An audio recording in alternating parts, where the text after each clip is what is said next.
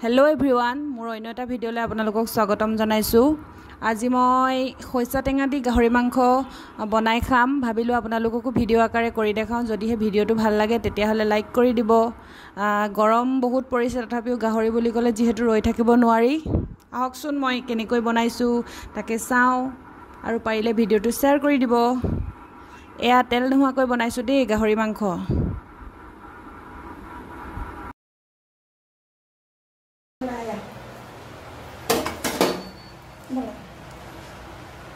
এয়া কেৰাহী গৰম হৈ গৈছে মই মাংসখিনি ইয়াত দি দিছোঁ।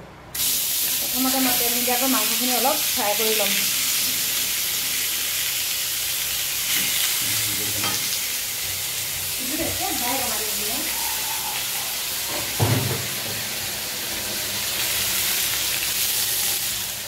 আকৌ ৰঙা হৈ নাহিবা।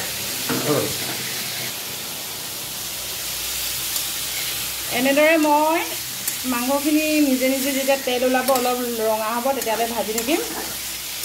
চব ধুনীয়াকৈ তেলটো অলপ ওলাবলৈ ধৰিছে।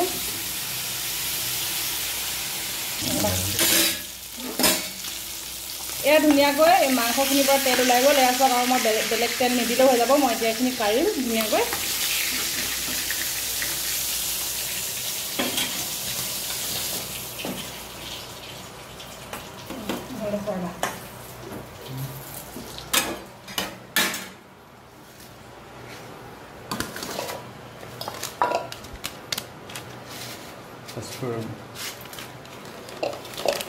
বেছি নহয় কেইটামান মই এনেদৰে পাঁচফোৰণ দি দিছোঁ।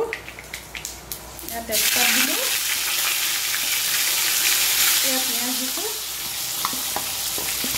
আৰু ধুনীয়াকৈ মই ভাজি ল'ম। জলকীয়া দিলোঁ,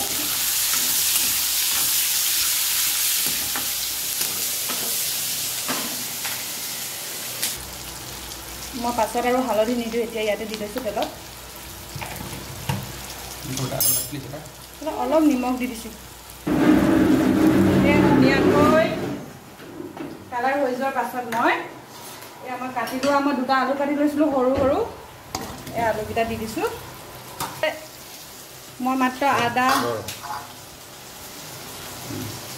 আৰু নহৰু মই থেতেলিয়াই লৈছিলোঁ সেয়া মই দি দিছোঁ।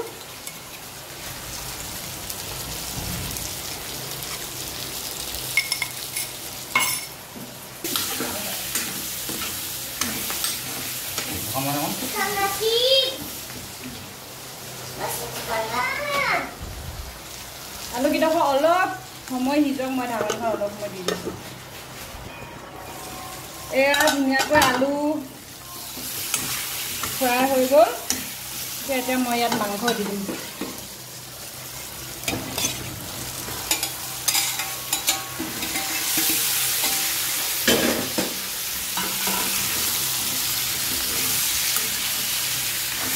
মই যিহেতু তেলতে হালধি দিলোঁ আৰু মই হালধি নিদিওঁ। এই চব ধুনীয়াকৈ আলু আৰু মাংস হৈ গ'ল আৰু এতিয়া মই ইয়াত পানী দি দিম। বহুত বেছি নিদিওঁ। এতিয়া মই উতলিবলৈ দিম। অলপ উতল আহিলে মই খৰিচা দি দিম। ধুনীয়াকৈ এতিয়া মাংসত পুৰা ধুনীয়াকৈ উতল উঠিছে আৰু মই ইয়াত 2 চামুচ ডাঙৰ চামুচে 2 চামুচ দি দিলোঁ। খৰিচা টেঙা দি দিলোঁ আৰু অলপ আদা নহৰু আছিলে থেতেলি বাকী ৰৈছিলে সেইকণো মই দি দিছোঁ ধুনীয়াকৈ গোন্ধটো আহিবৰ কাৰণে।